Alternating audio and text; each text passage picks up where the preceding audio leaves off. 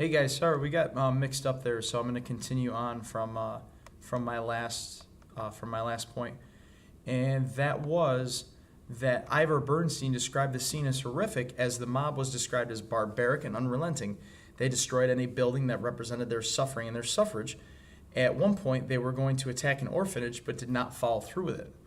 The mob themselves were obviously unorganized, and Hunter Dupree and Leslie Fishel, they wrote an article that was an eyewitness account by Dr. John Torrey. Dr. John Torrey studied at Harvard as a doctor and was a resident of NYC and witnessed the atrocities that occurred within the city. Torrey goes into exquisite detail about the travesty that occurred between Union soldiers and New York City residents. Now remember, you have well-trained soldiers versus a unorganized or a well-organized but unmanned, unarmed mob.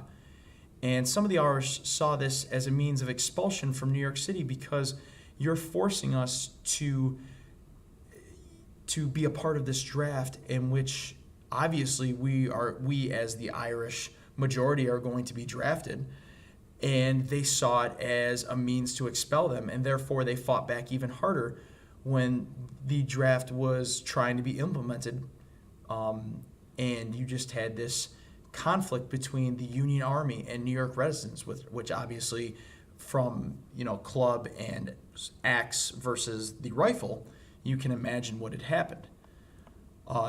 Some of the social and the social, economic, and political effects. The social effects in Leslie Harris's book, In the Shadows of Slavery, Ivor Bernstein states that for months after the riots, the public life of the city became a more noticeable white domain, as many African Americans were lynched, killed, and violently abused during the riots. As far as the economic effects, Frederick M. Binder and David M. Ramers describes a scene of industrial destruction and economic standstill. Even though reformers tried to revive the economic landscape, it steadily declined. But keep in mind, this is around the time of the Civil War. The economy itself in New York City is going to regain itself during the time of the Reconstruction period after the Civil War.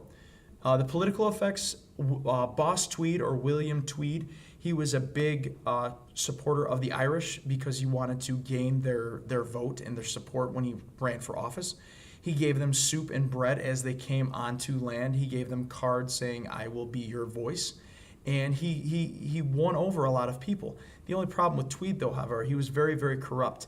He was just as corrupt as any other political man, and defrauded New Yorkers, especially Irish New Yorkers, numerous times, and sort of left the political field in a corruptive sense of turmoil. According to Joel Tyler Headley, I'm going to go into the Orange Riots now from 1870 and 1871, so I apologize. And to set this up, I'm going to give you just a brief history of what this conflict was. The story that goes nearly 200 years ago, William of Nassau, Prince of Orange, and William III, a Protestant, met the Catholic King James II of England in a deadly battle in the Vales of Meath, through which of Boyne River flows, and utterly routed him, and compelling him to flee to the continent for safety. So you have a Protestant victory. And according to the old style, this was on the first day of July, as the old ballad says, "'Twas bright July's first morning clear of unforgotten glory, that made the stream through ages dear, renowned in song and story." So in order to commemorate this victory, Protestants wanted to display their ethnic and religious pride by commemorating the victory of William the Orange in his dispatch of King James II, the Catholic. Protestants held an Orange Parade in New York City on July 12th. After numerous insults during the parade, obviously the Protestants are parading down through New York City.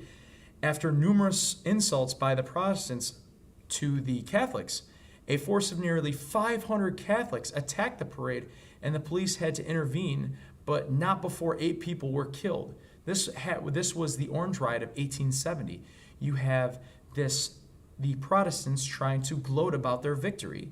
Now they are met with Catholic anger and Catholic vigor in hopes to sort of stop this egotistical parade.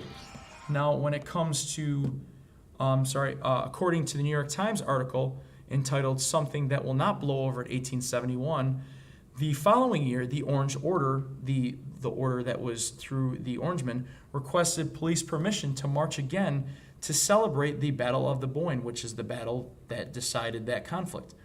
The police commissioner, fearing another riot, he refused. The decision was supported by Boss Tweed, Tammany Hall, who is Boss Tweed's political advisee group, and the Democratic Party, and Archbishop John McCloskey, all of whom had strong ties to the Catholic Irish American communities throughout New York City. However, according to the decision, received criticism from Protestants. Why, as Protestants, are we going to, have to kowtow to the Irish mob when we should be able to celebrate our history and our culture?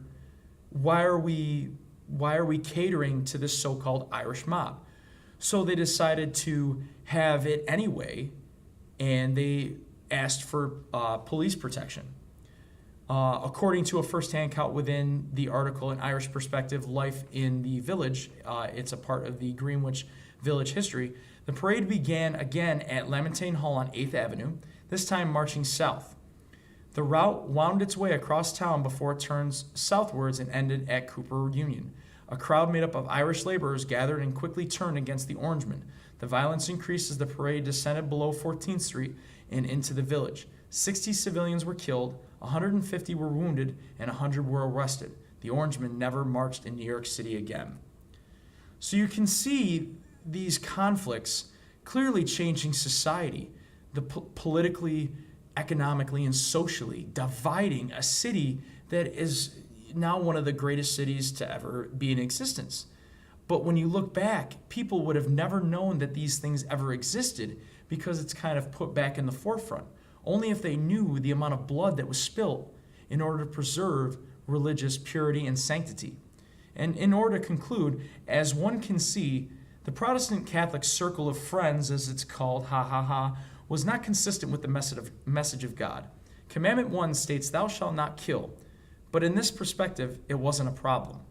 The real problem is that through all the division, there still remains division amongst the two groups. Although animosity between the two has decreased significantly, neither side is ready to accept one another. There's no open toleration. What they need to realize is that through Christ, all things are possible. Matthew 19:26. And in God's eyes, it is about devotion to God, not the style of worship to God. Thank you guys very much for this presentation. It was a very big pleasure. Again, see Gangs of New York. It really gives a great description of everything I just talked about. And it's got even Leo DiCaprio in it, so of course you have to watch it. Have a good day, guys.